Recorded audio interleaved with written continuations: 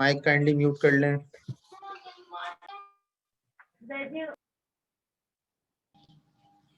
अच्छा, मेरा सबीन, आपने कोई क्वेश्चन किया था चार्ट एनालिसिस वाला, क्या क्वेश्चन करना चाहिए वो थोड़ा सा क्लेरिफाई करो, तो उसको मैं शायद प्रॉपर आंसर कर पाऊँ। मुझे क्वेश्चन समझ नहीं आया आपका, चार्ट एनालिसिस मिस्टेक हो रही है, समझा नहीं।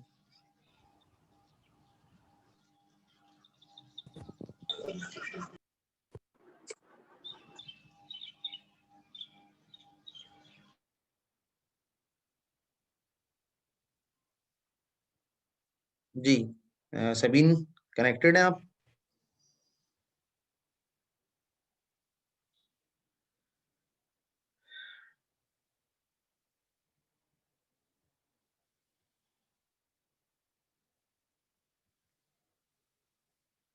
चलें आगे बढ़ते हैं, मेरे ख्याल से वो क्वेश्चन हम नहीं है, पता नहीं क्या रीजन है।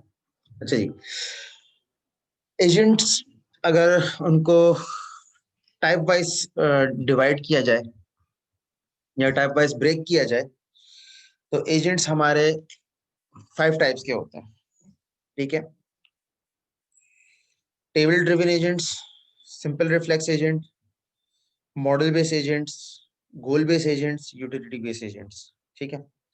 ये 5 टाइप्स हैं डिफरेंट, इन टाइप्स के हमारे पास एजेंट्स होते हैं, ठीक है।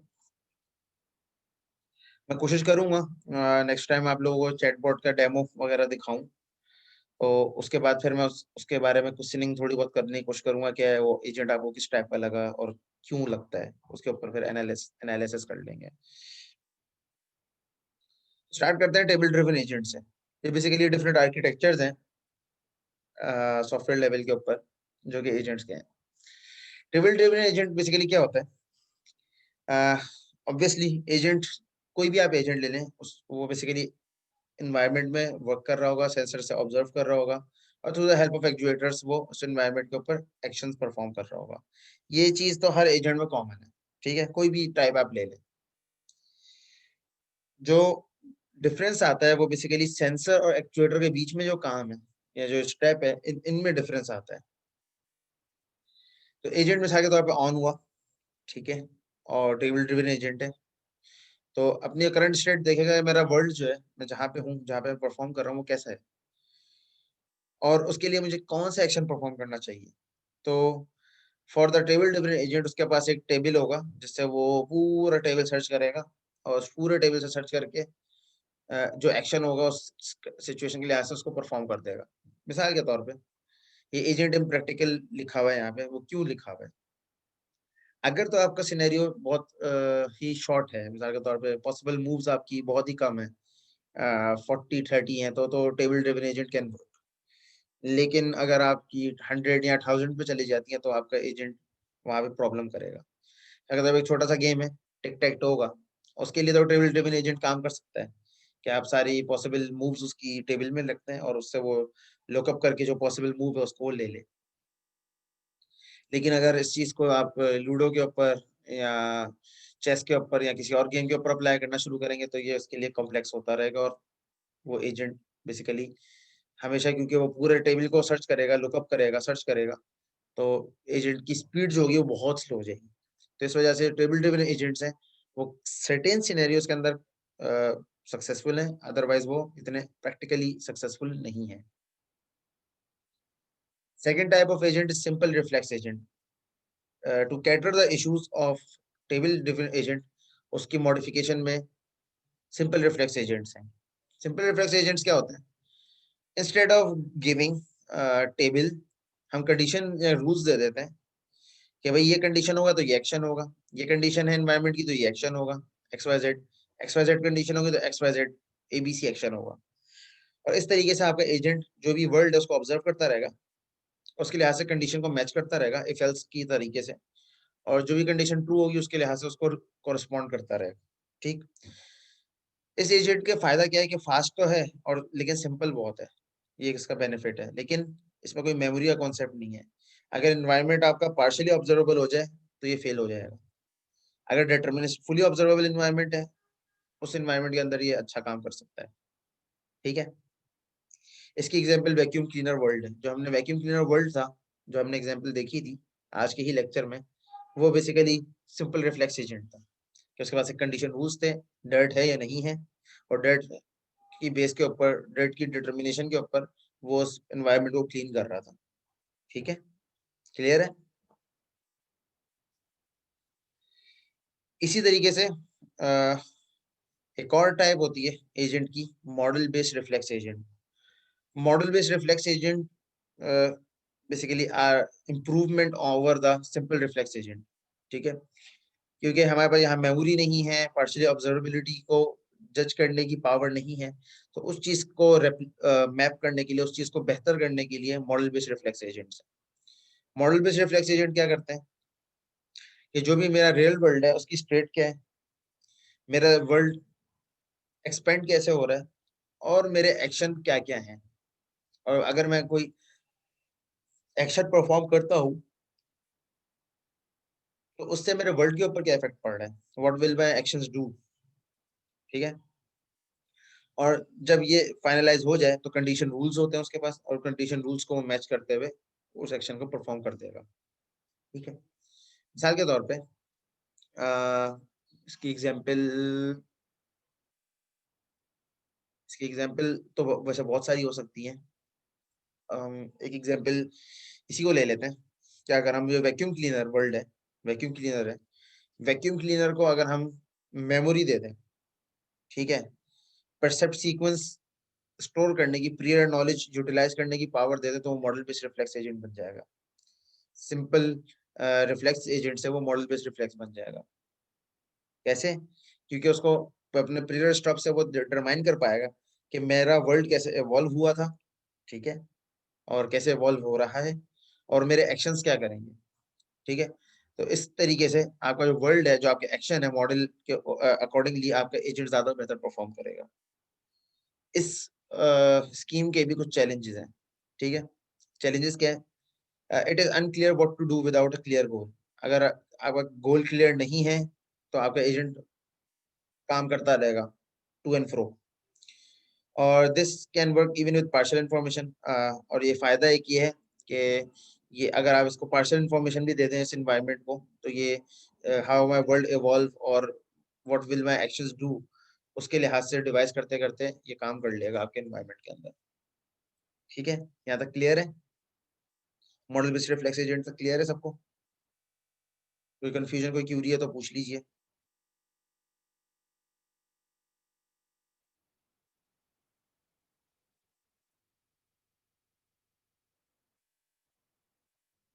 क्लियर है? हाँ या ना, कुछ तो बता दो। सो रहे हो क्या?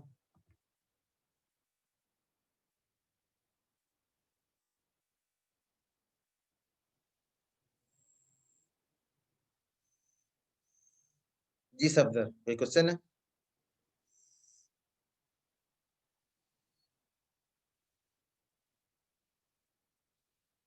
ओके, चले।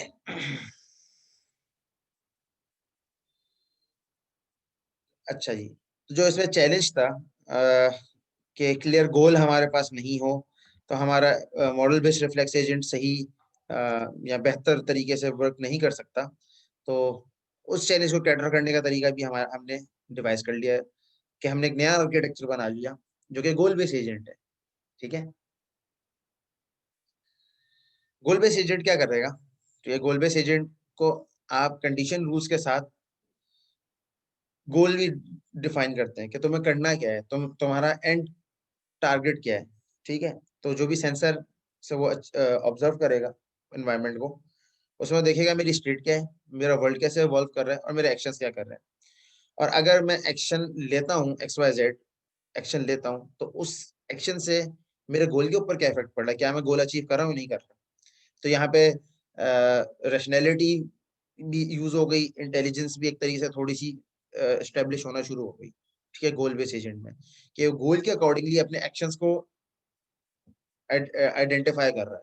ठीक है, और मॉडिफाई कर रहा है, उसके लिहाज से फिर वो एक्चुएटर्स की हेल्प से उस एनवायरनमेंट में वर्क कर रहा है। ठीक है, मोहम्मद रेहान, आप अपना क्वेश्चन मुझे एंड में रिमाइंड कराना, उस वक्त मैं आंसर करूंगा। अभी टॉपिक के बीच में करूंगा तो सब डिस्टर्ब हो जाएगा। अच्छा जी, एजेंट, गोल बेस एजेंट हो गया, ठीक है। ये क्या फायदा क्या है गोल बेस एजेंट का, कि हम जो भी चीज है उसको प्लान कर सकते हैं, सर्च कर सकते हैं, उसके लिहाज से बेहतर स्ट्रेटजीज गोल के अकॉर्डिंगली बना सकते हैं। इसके ऊपर या इससे और बेहतर एक सॉल्यूशन भी हो सकता है यूटिलिटी बेस्ड एजेंट, ठीक है। यूटिलिटी बेस्ड एजेंट और गोल बेस्ड एजेंट में डिफरेंस सिंपल सा इतना है कि यूटिलिटी बेस्ड एजेंट ये भी चेक करता है, एक एडिशनल कंडीशन चेक करता है कि गोल तो मीट हो रहा है, ठीक है।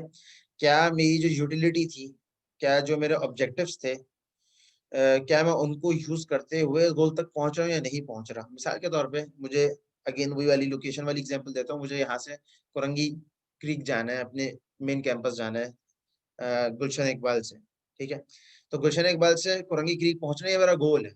अब मैं कैसे भी पहुंचूं, स्विम करके पहुंचूं, डाइव करके पहुंचूं, बाय एयर पहुंचूं, बाय रोड पहुंचूं, बाय वॉक पहुंचूं, मुझे पहुंचना ये मेरा गोल है, ठीक है। लेकिन यूटिलिटी क्या हो गई इसमें, यूटिलिटी बेस्ड एजेंट क्या करेगा कि वो पाथ चूज करेगा जो मुझे मिनिमम कॉस्ट और मिनिमम टाइम में वहां पहुंचाए। दैट इज यूटिलिटी, ठीक है। तो गोल्स के साथ साथ आप यूटिलिटीज भी डिफाइन कर देते हैं कि मेरे लिए कौन सी बेस्ट मेरा फंक्शन होगा, कौन सी मेरी बेस्ट स्ट्रेटेजी होगी जिसके थ्रू मैं गोल पे पहुंचूं भी और मेरे कॉस्ट, प्राइस, टाइम जो भी है वो फीचर्स भी डिस्टर्ब ना हो, ठीक है। तो ये बेसिकली यूटिलिटी बेस्ड एजेंट है, ठीक है। यहाँ तक क्लियर है? यूटिलिटी बेस्ड एजेंट क्लियर है? कोई कंफ्यूजन, कोई प्रॉब्लम?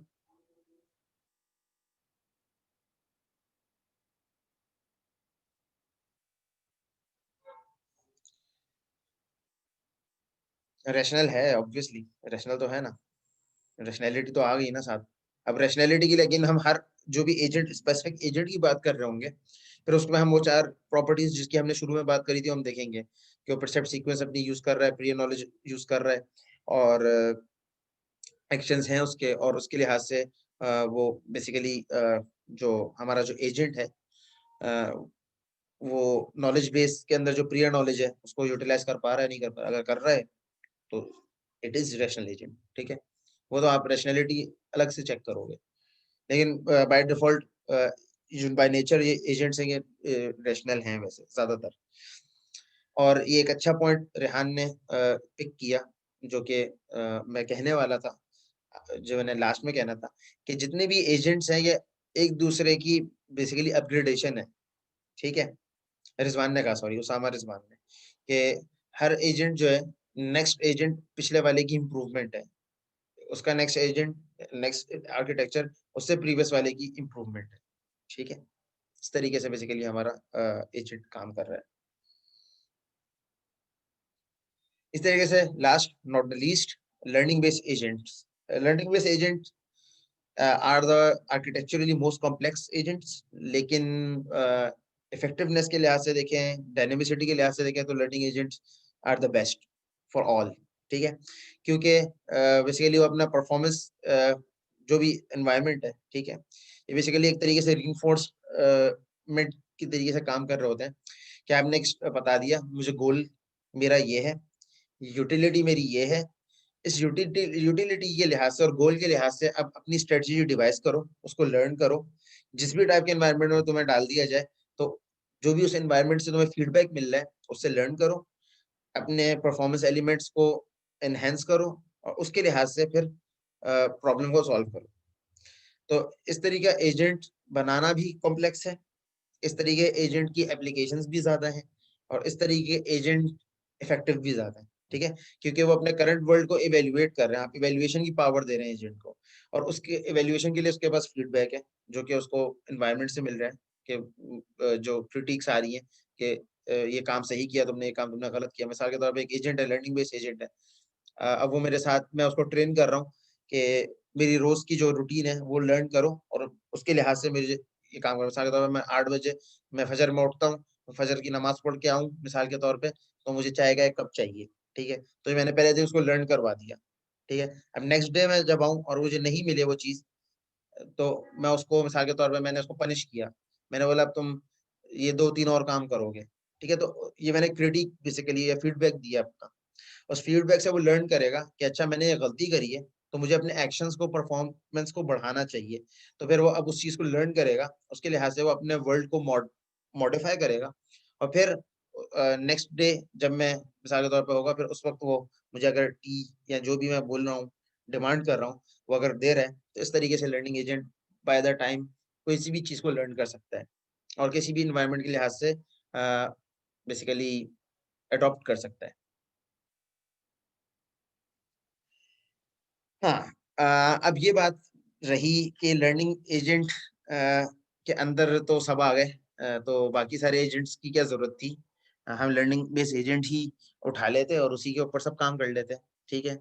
बिल्कुल सही आप और अली शेर ने कहा कि ऑटोनॉमस भी है ये, ठीक है? ऑटोनॉमस भी बिल्कुल इसको एक तरीके से कहा जा सकता है कि अपने रूल से खुद सेल्फ लर्न कर रहा है इसलिए ऑटोनॉमस है। बात ये है कि हर जगह आपको हर प्रॉब्लम को सॉल्व करने के लिए सुपर कंप्यूटर नहीं चाहिए, ठीक है? कुछ प्रॉब्लम है वो आपके कैलकुलेटर से सॉल्व हो जाएँगे। कुछ प्रॉब्लम है उसमें आपको एक सिंपल कंप्यूटर चाहिए। कुछ प्रॉब्लम है उनमें आपको जीपीयू वाला कंप्यूटर चाहिए या लैपटॉप चाहिए। कुछ प्रॉब्लम है उसमें आपको मेनफ्रेम चाहिए। कुछ प्रॉब्लम्स ऐसे हैं बाय नेचर जिनके लिए आपको सुपर कंप्यूटर चाहिए। तो depending on the nature of the environment या depending on the nature of application आप आर्किटेक्चर यूज़ करते हैं। हर जगह आँखें बंद करके अगर लर्निंग बेस लगा देंगे तो लर्निंग बेस हो सकता है बहुत सारी ऐसी सिचुएशंस हो जहाँ पे सिंपल रिफ्लेक्स बहुत अच्छा परफॉर्म कर सकता है लर्निंग बेस से। क्यों? क्योंकि वो सिंपल है, उसमें डायरेक्ट एक रूल दे दिया आपने उसको इफ एंड एल्स चेक कर रहा है, उसके लिहाज से वो काम कर रहा है बिल्कुल परफेक्टली। आपको कोई ज़रूरत ही नहीं है चेंज करने की उसको, ठीक है? तो अगर आपका एनवायरनमेंट इतना कॉम्प्लेक्स है और क्रिटिकल है, तो वहाँ पे आप लर्निंग बेस एजेंट को या गोल बेस एजेंट को या यूटिलिटी बेस एजेंट को यूटिलाइज़ करेंगे। हर जगह हर एक फिट नहीं होगा। जैसे कि हर एक की अपनी अहमियत है, हर एक चीज़ की अपनी एक मोरल वैल्यू है। इस तरीके से सिमिलरली एजेंट्स की भी हर आर्किटेक्चर की अपनी जगह एक वर्थ है, ठीक है? कोई भी आर्किटेक्चर वर्थलेस नहीं है। सिवाय टेबल ड्रिवन के मैं उसको बोल सकता हूँ कि वो बेचारा जो आर्किटेक्चर है वो बहुत ज़्यादा ही सिंपलिस्टिक है। उसको मैं किसी भी थोड़ा-सा प्रॉब्लम कॉम्प्लेक्स हो जाए तो वो फेल हो जाएगा। तो लेकिन सर्टेन सिचुएशन में बहुत छोटी सिचुएशंस जो है वहाँ पे आपको अ, उसकी ज़रूरत ही नहीं है, आप सिंपल टेबल ड्रिवन से काम चला सकते हैं, ठीक है? जैसे मैंने वो उसकी टिक टैक टो की एग्ज़ाम्पल दी, रॉक पेपर सीज़र की एग्ज़ाम्पल ले लें, तो वहाँ पे टेबल ड्रिवन एजेंट अच्छा काम कर सकता है। आपको ज़रूरत नहीं है कि वहाँ पे आप लर्निंग बेस्ड एजेंट लगाएँ, ठीक है? तो अगेन सब चीज़ों की अपनी-अपनी जगह अहमियत है, मतलब सारे आर्किटेक्चर्स जो हैं, जितने भी हमने पढ़े हैं, सबकी अपनी वर्थ है। लर्निंग बेस्ड एजेंट इनमें से सबसे ज़्यादा बेहतर इसलिए आपको भी लग रहा है और है भी क्योंकि उसकी जो आर्किटेक्चर है, वो बेसिकली कंप्लीटली डायनामिक है। कोई रिस्ट्रिक्शंस नहीं है इसके ऊपर। लेकिन इसको बनाना, इसको डिज़ाइन करना, इसको जब इसके ऊपर काम करने जाते हैं, तो उसकी अपनी कॉम्प्लेक्सिटीज़ हैं, वो भी देखनी है आपने। कि क्या आप ऐसा एजेंट खुद बना भी सकते हैं या नहीं बना सकते, जो कि फीडबैक ले और उसके लिहाज से अपने आप को इम्प्रूव करे और काम करे। अ, तो that task is basically somewhat complex, ठीक है? तो खैर हर एजेंट की अपनी-अपनी स्पेसिफिकेशन के लिहाज से आर्किटेक्चर आपको सोचना चाहिए। मेरा तो ये मानना है इसके ऊपर या मेरा ये बिलीव है सिंपल कि आप हर जगह एक ही आर्किटेक्चर को फिट करने की कोशिश ना करें। कहीं पे सिंपलर आर्किटेक्चर से काम हो सकता है, तो आप सिंपलर आर्किटेक्चर से कर लें। कहीं पे इफ से काम हो सकता है, तो वहाँ पे मेथड लिख के इतना लंबी आपको काम करने की ज़रूरत नहीं है। मिसाल के तौर पर प्रोग्रामिंग के लिहाज से बात कर लें या कहीं पे एक सिंपल मेथड से काम हो सकता है, वहाँ पे लाज़मी नहीं है आप ऑटोनॉमस फंक्शन बना के वहाँ पे काम कर रहे हो, लैम्ब्डा फंक्शन बना के काम कर रहे हो। अगर सिंपल चीज़ सिंपल वे से बेहतर तरीके से हो सकती है, तो गो फॉर इट। अच्छा जी, तो एक क्वेश्चन किसी का था, मैंने बोला था याद दिला देना मुझे एंड में। क्या क्वेश्चन था? दोबारा पूछ लें एक दफ़ा, आज का सेशन फिर रैप अप करते हैं।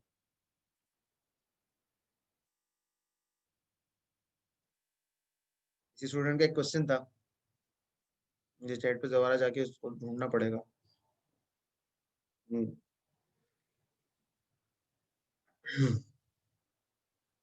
पूछ लो भाई, क्या क्वेश्चन था? अटेंडेंस भी ले लूंगा, अटेंडेंस ले लूंगा, परेशान नहीं हो, अटेंडेंस कहीं नहीं जा रही। अगर अटेंडेंस के लिए आए हो तो अटेंडेंस मुझे शुरू में देके चले जाया करो, क्लास अटेंड नहीं करो फिर। मैं अटेंडेंस के लिए नहीं पढ़ाता। अटेंडेंस जब होगी तो मैं खुद बोलूंगा। आपकी अटेंडेंस की आपसे ज्यादा मुझे फिक्र है।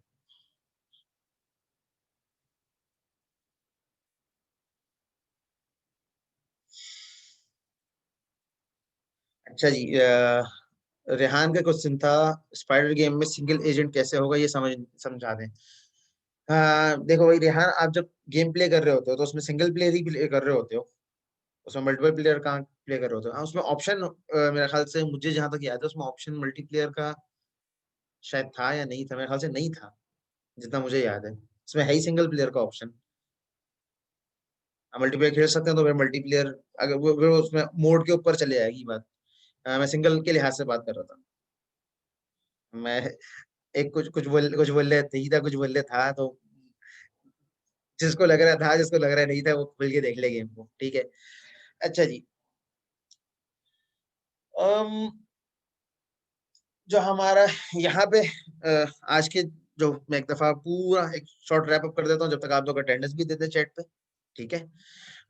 हमने एजेंट्स से स्टार्ट किया कि व्हाट आर एजेंट्स, फिर आर्किटेक्चर और उसकी थोड़ी सी बात कर ली कि प्रोग्राम और आर्किटेक्चर से मिलके एजेंट बेसिकली बनता है।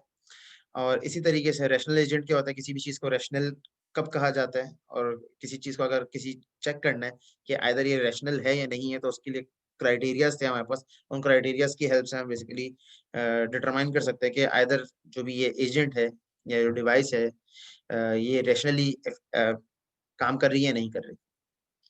और इसके अलावा फिर हमने डिफरेंट टास्क इन्वायरमेंट्स के लिहाज से बात करी कि टास्क इन्वायरमेंट हमें डिवाइस करना होता है जब हम एजेंट को डिजाइन कर रहे होते हैं।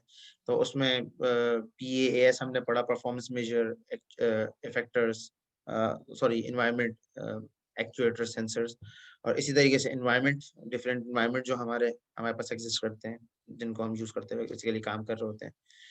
और अ, फिर एजेंट टाइप्स, कि किस किस टाइप के हमारे एजेंट्स होते हैं, और कौन कौन से हमारे पास आर्किटेक्चर्स हैं जिनको हम लोग बेसिकली यूटिलाइज करते हुए काम कर रहे होते हैं। तो ये आज का पूरी डिस्कशन का एक शॉर्ट खुलासा था। तो आई होप कि सारी चीज़ें क्लियर होंगी। तो यहीं पे आज का सेशन एंड करते हैं। और अटेंडेंस मुझे सारे, आई होप सबने दे दी होगी। तो अटेंडेंस अगर सबकी हो गई तो फिर मैं सेशन, मुझे एक्नॉलेज कर दीजिएगा कि सबने अटेंडेंस दे दी है। सिराज, तुम फर्स्ट सेशन में तो नहीं थे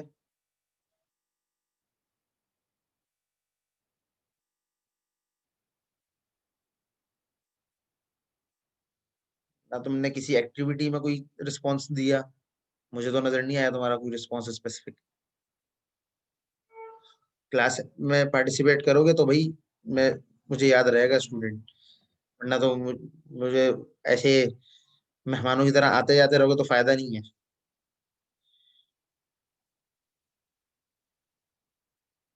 अच्छा चलो, मैं देख लूंगा चैट पे, नो प्रॉब्लम।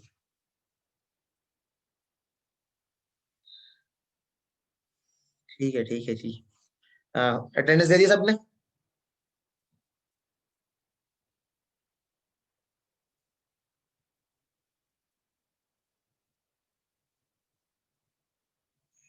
चले जी, फिर इंशाल्लाह नेक्स्ट वीक मुलाकात होगी। जब तक के लिए अल्लाह हाफिज।